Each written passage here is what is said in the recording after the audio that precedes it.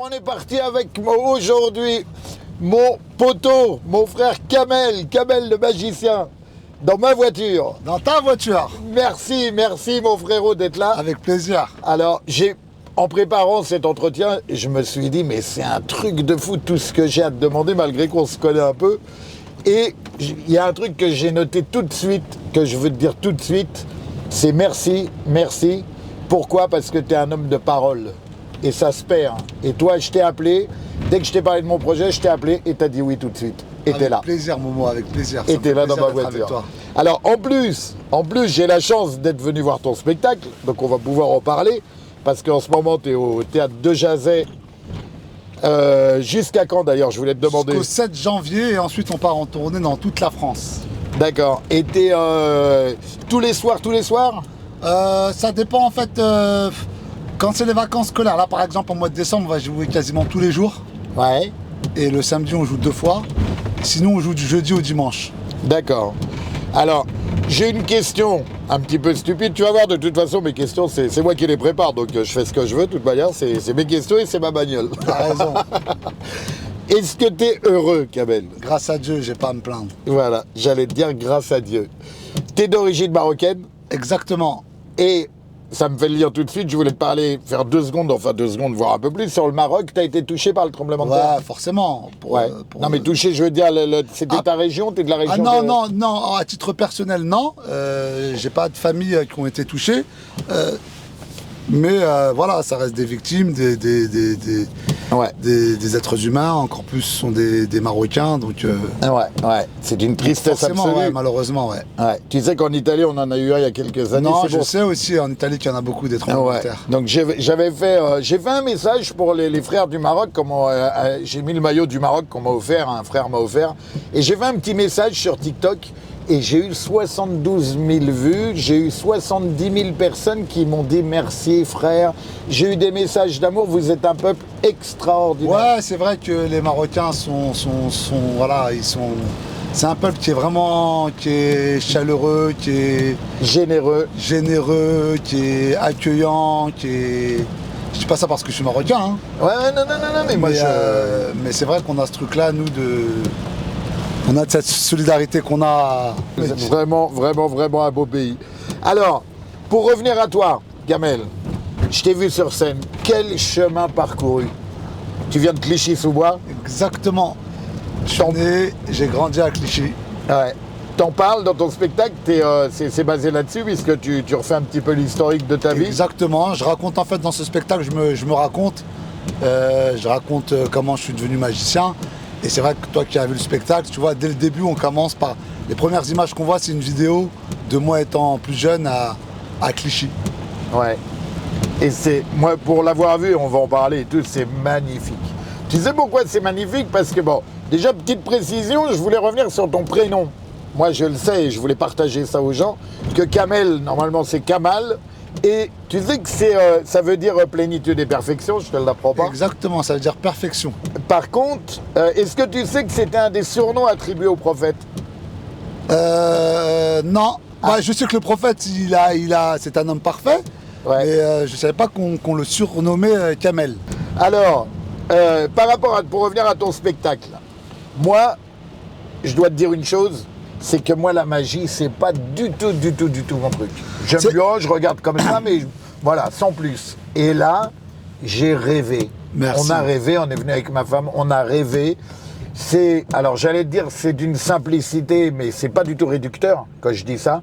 C'est que c'est bien emmené. Moi, j'ai envie de te dire, je suis ressorti, j'ai dit, mais j'ai pas vu une star comme tu es, parce que t'es une star. Moi, je suis pas une star. T'es une star, mais j'ai pas vu une star. Moi, j'ai vu un membre de quartier qui a réussi. Ah, c'est gentil. Et je vous que c'est vrai, j'ai vu... merci, Momo. Mais moi, je voulais te remercier parce qu'en plus, je t'ai invité, mais t'as pris tes places et tu les as payées. Ça me fait plaisir. Ouais, parce que c'est normal. T'as contribué à... Ouais, mais c'est normal. C'est normal parce que voilà, tu pars de Clichy-sous-Bois. Parle-moi un peu de ton enfance, parce que t'en parles dans ce spectacle, mais moi, je suis un peu au courant. Mais... Moi, donc, je suis né à Clichy. Moi, j'ai grandi à Jean Moulin. Vraiment, c'était au niveau du marché, juste en face, c'était Montfermeil. Moi, j'étais vraiment limitrophe avec Montfermeil, ce qu'ils appellent le Haut-Clichy. Donc, je suis né là-bas, j'ai été en maternelle là-bas, en primaire là-bas, au collège là-bas, au lycée là-bas. Après, j'étais à la fac, du coup, comme il n'y a pas de fac à Clichy, j'étais à la fac à Villetaneuse.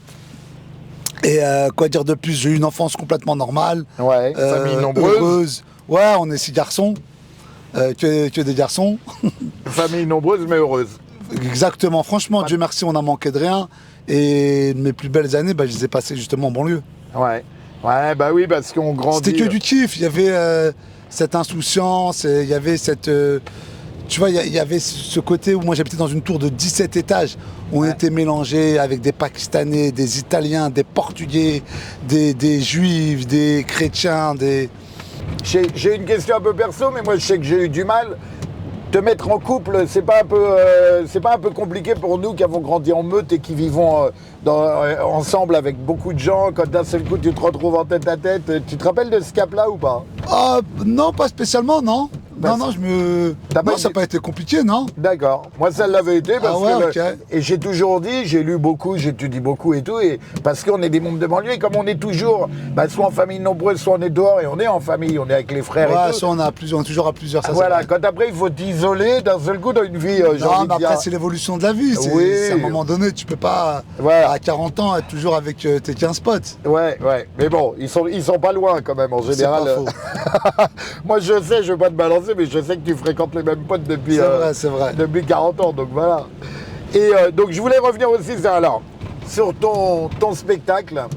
Il y a une chose hyper importante, c'est que c'est basé sur c'est basé.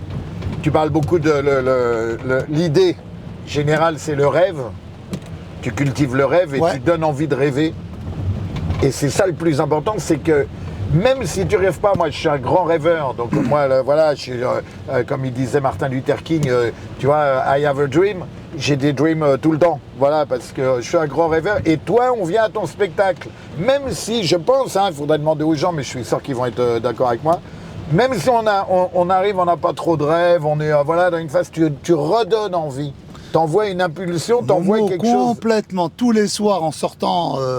mon spectacle, donc moi je vais tout de suite à la rencontre de mon public et tout le monde me dit ça, je suis complètement d'accord avec toi. Voilà. Il y a des gens qui me disent, du coup, même si tu veux, les gens pensent que croire en ses rêves, ça s'adresse simplement à des jeunes qui ont entre 10 et 20 ans, mais ça s'adresse aussi à des gens qui ont 40 ans, 50 ans. Tu peux avoir aussi un rêve à 50 ans. Il n'y a pas d'âge pour avoir un rêve. Exactement. Donc, et c'est vrai qu'à la fin de mon spectacle, souvent les gens me disent, franchement, vous m'avez donné envie d'atteindre un nouvel objectif, de me donner les moyens de réaliser un truc que je croyais impossible il y a quelques temps, mais au final, j'ai l'impression que tout est possible. C'est le message qui passe, et j'ai vu les gens à la fin qui viennent faire des photos parce que t'es hyper accessible.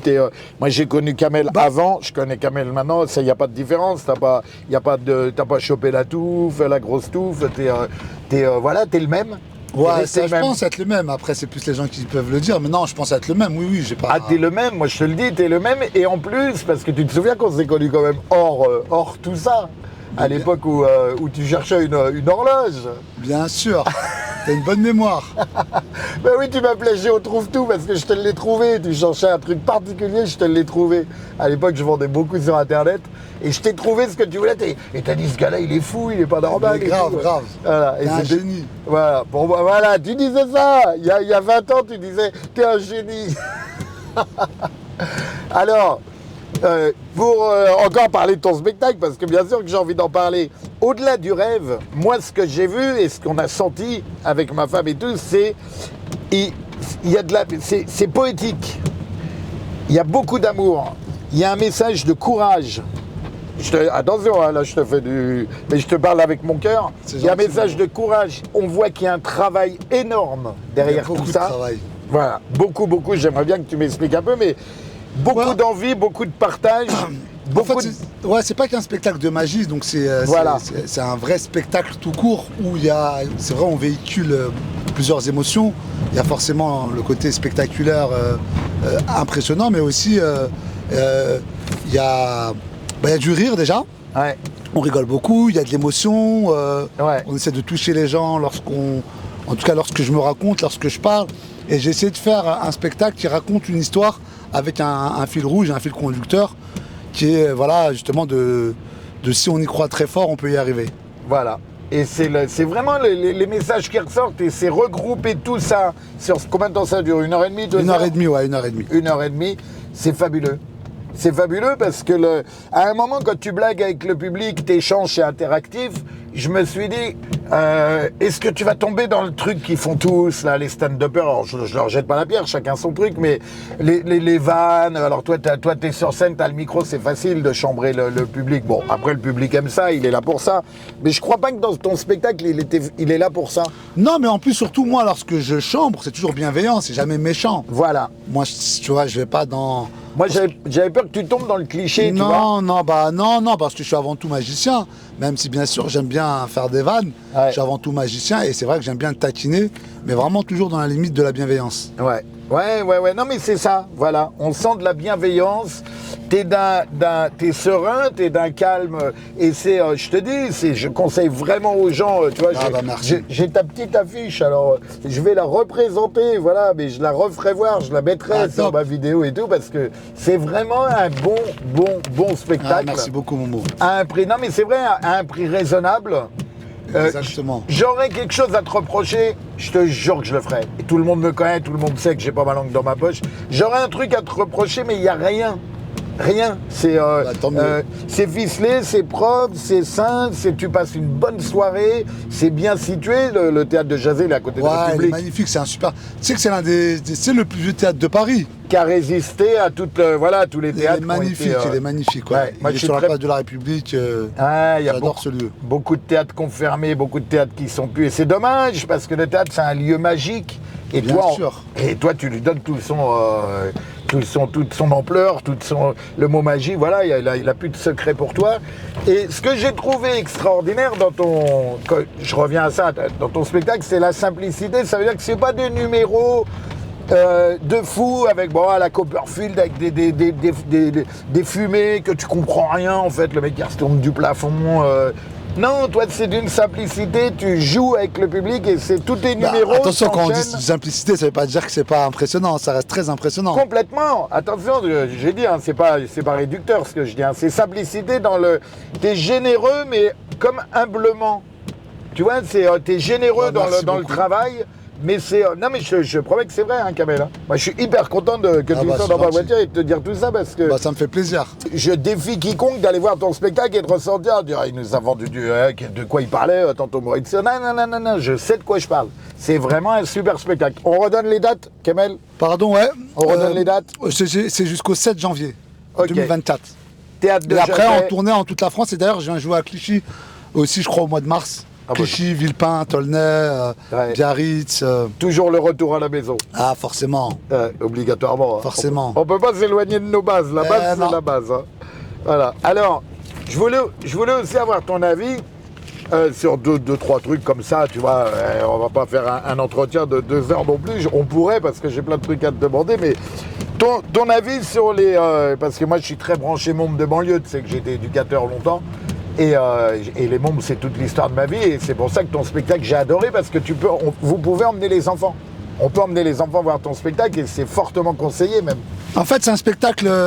Pardon, excuse-moi, en fait, comme c'est vrai que je suis un peu fatigué, c'est un spectacle de tout public, 7 à 77 ans. Et c'est vraiment un spectacle pour les jeunes, les moins jeunes, pour les gens du 16e, comme pour les gens de banlieue. Voilà. C'est vraiment pas du tout un spectacle communautaire, c'est vraiment un spectacle qui s'adresse à tout le monde, mais vraiment. Ouais, mais moi je le dis haut et fort, véridique, hein, c'est emmenez vos enfants et allez voir Kamel. Bon, je pense que déjà il y a beaucoup de monde, hein, j'ai vu la salle qui était pleine. T'as une ovation, voilà, moi j'étais ému à la fin parce que je te dis, j'ai pas vu une star, j'ai vu un môme de banlieue qui est dans le partage. Mais c'était ça, c'est ce que t'as vu, hein, t'as vu un môme de quartier, de cité qui a cru en ses rêves, qui a réalisé ses rêves et qui est content d'être là où il est. C'est possible, qui Bien prouve sûr. que c'est possible. Voilà, c'est Avec le beaucoup chemin, de travail et d'abnégation, tout est possible. Voilà, beaucoup de travail, beaucoup de travail. Parce que là, on voit que d'un seul coup, il n'y a pas d'écart, il n'y a pas de. Nous, c'est pas dû à peu près, nous. Voilà, c'est pas dû à peu près. Non, c'est vrai que c'est beaucoup de travail. Les gens ne se rendent pas compte. Mais c'est vrai, c'est beaucoup de travail. Que ce soit en télé ou sur scène.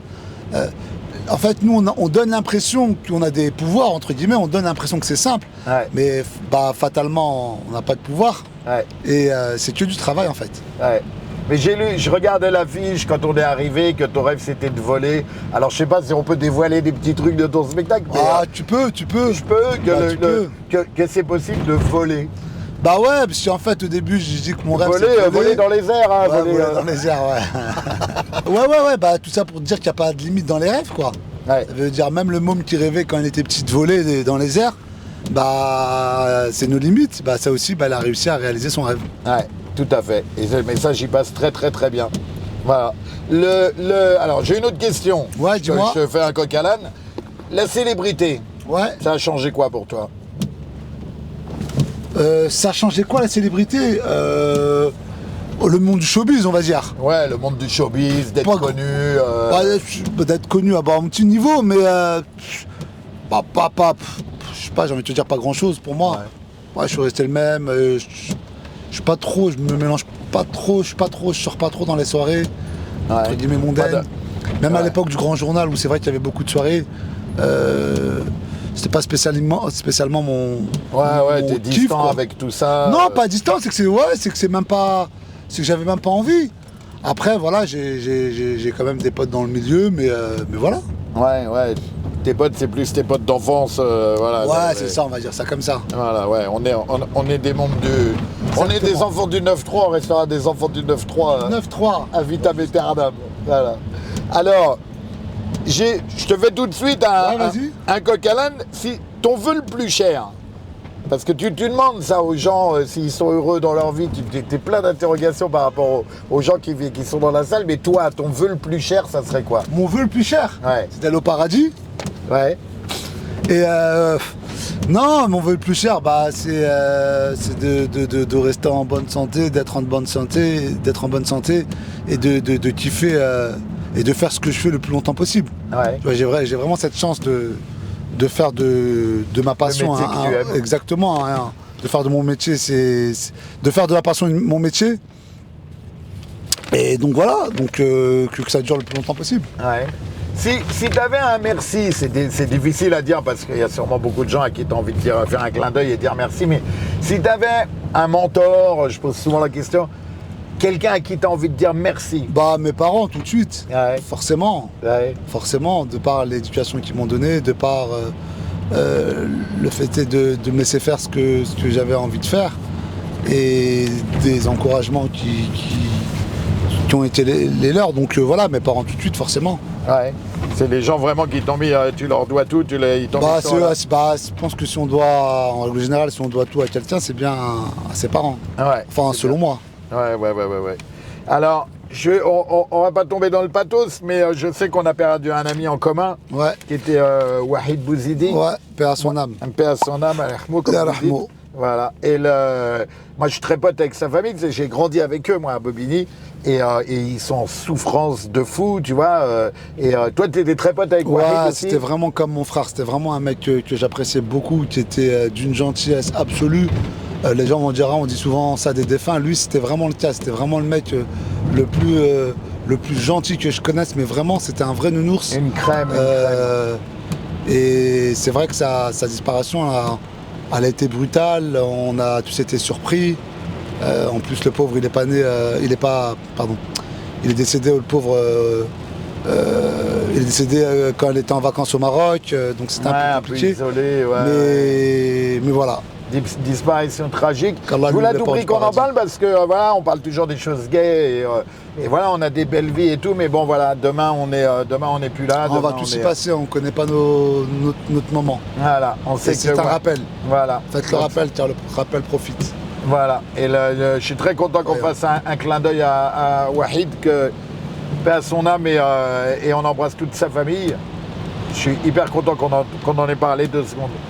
Pour revenir à quelque chose de plus léger, Kamel, parce que je te dis, je pourrais rester des heures avec toi, mais voilà, je vais pas te prendre tout ton temps non plus. J'ai un peu des questions, j'ai envie de te dire bateau pour finir.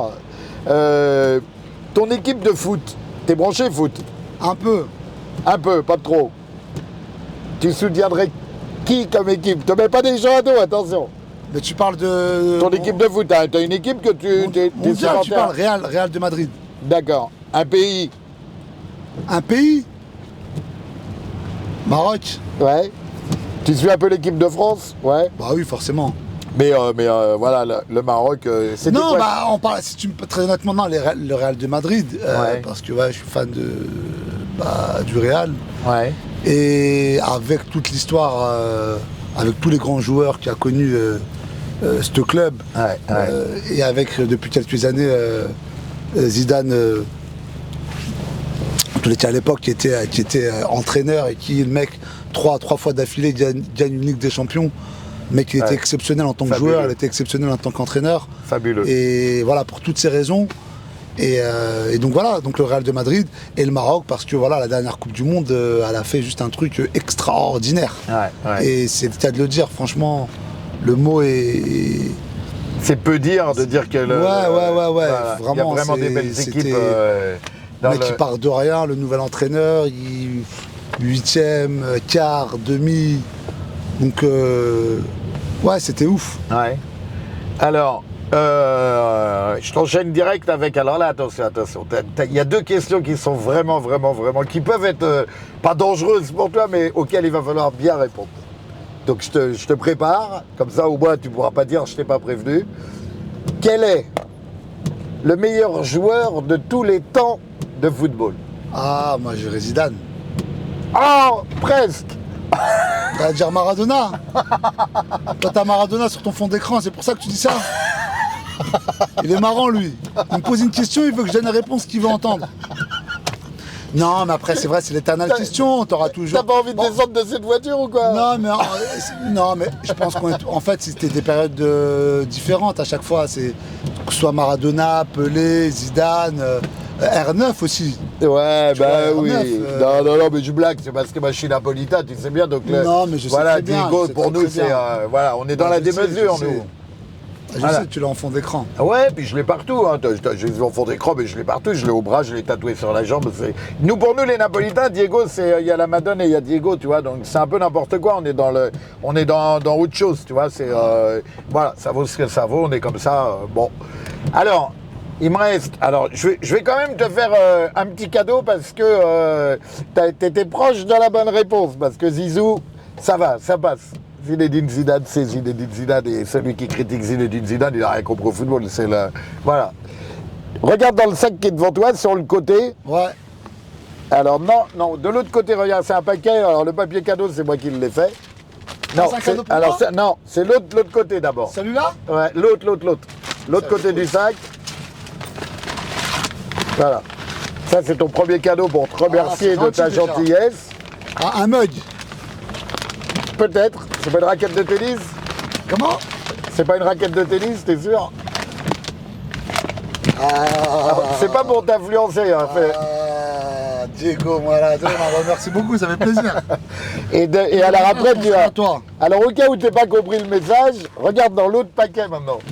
Parce que tu as deux cadeaux. Tu es le premier à avoir deux cadeaux. Normalement, c'est un cadeau. Ah, le t-shirt, c'est sûr, ça doit être Maradona aussi. Ah, Mais je ne veux pas t'influencer. Hein. merci beaucoup. Voilà, donc je te reposerai la question à notre prochain entretien. Je te dirais. Attention à la bonne réponse. Merci Alors. beaucoup, en tous les cas, ça fait plaisir. Ben oui, bah moi aussi, ça me fait vachement plaisir de passer un moment avec toi et d'échanger. Alors, j'ai une dernière question, mais là, tu peux pas te louper, là. Là, si tu te loupes, c'est que j'ai pas bien fait mon travail. Parce qu'il y a quand même un travail d'intoxication depuis 30 minutes. Tu es prêt? Ouais. Quel est le meilleur VTC de la planète? Ah, Momo.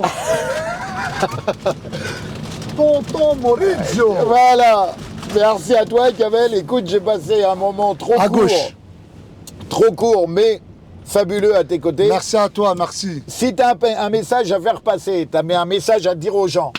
Aimez-vous les uns les autres. La conjoncture actuelle est déjà assez compliquée pour se faire la guerre et ne plus se parler ou se bouder ou... Perdre du temps dans des conflits Exactement, stupides. dans des futilités. Le temps Super. passe vite. Et ben ça sera un beau message de fin. Merci à toi, Kamel. Merci, Merci c'est mon moi. frère. Et bonne continuation. Merci, Que Dieu te Momo. protège. Amin.